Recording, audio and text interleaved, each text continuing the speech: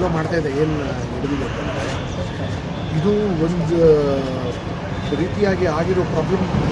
ಏನು ಶಾಂತಿಯುತವಾಗಿ ಓಂ ಶಕ್ತಿ ದೇವಸ್ಥಾನದಿಂದ ಏನು ಹೊರಟಿದ್ರಲ್ಲ, ಕಿಡಿಗೇಡಿಗಳು ಕಲ್ತೂರಾಟ ಮಾಡೋದಕ್ಕೆ ನಾನು ನಿಜವಾಗ್ಲೂ ಅಲ್ಲಿ ಓಂ ಶಕ್ತಿ ಭಕ್ತರಿಗೆ ಮತ್ತು ಅಲ್ಲಿ ಹಿಂದೂಗಳು ಯಾರಿದ್ದಾರೆ ಅವ್ರಿಗೆ ಅಪ್ರಿಷಿಯೇಟ್ ಮಾಡಬೇಕು. ಅವರು ರಿಯಾಕ್ಟ್ ಮಾಡಿಲ್ಲ.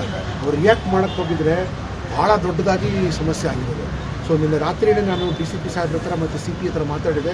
ತುರ್ತಾಗಿ ನೀವು ಅರೆಸ್ಟ್ ಮಾಡಿಲ್ಲ ಅಂದರೆ ಬೆಳಗ್ಗೆ ಹೊತ್ತಿನಲ್ಲಿ ಪ್ರಾಬ್ಲಮ್ ಭಾಳ ಎಸ್ಕಲೇಟ್ ಆಗೋಗ್ಬಿಡುತ್ತೆ ಅಂತ.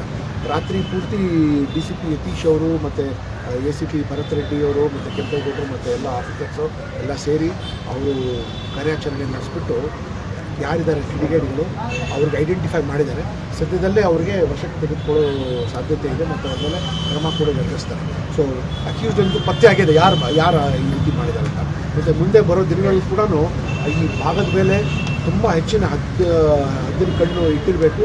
ಮತ್ತು ಇಲ್ಲಿ ಹೋಮ ಸಾಮರಸ್ಯ ನಾವು ಮೇಂಟೈನ್ ಮಾಡಿಕೊಂಡೇ ಇರಬೇಕು. ಯಾಕೆಂದರೆ ಬೆಂಗಳೂರು ಸಿಟಿಲಿ ಹಿಂದೆ ಭಾಳ ಕೆಟ್ಟ ಇತಿಹಾಸ ಆಯಿತು ಈ ಭಾಗಕ್ಕೆ, ಈ ಜಯನಗರ್ಗೆ ಕಮ್ಯುನಲ್ ಗಲಾಟೆ ಆಗ್ತದೆ. ಇತ್ತೀಚೆಗೆ ಪರವಾಗಿಲ್ಲ, ಬಟ್ ಆದರೆ ಈ ತುರ್ತು ಕಾರ್ಯಾಚರಣೆ ಪೊಲೀಸರು ಮಾಡಿರೋದು ಮೆಚ್ಚಬೇಕು. ರಾತ್ರಿ ಇಡೀ ಕೆಲಸ ಮಾಡಿ ಅವರು 3 ಜನ ಕಿಡಿಗೇಡಿಗಳಿಗೆ ಅವರು ಐಡೆಂಟಿಫೈ ಮಾಡಿದ್ದಾರೆ. ಸದ್ಯದಲ್ಲಿ ಅವರಿಗೆ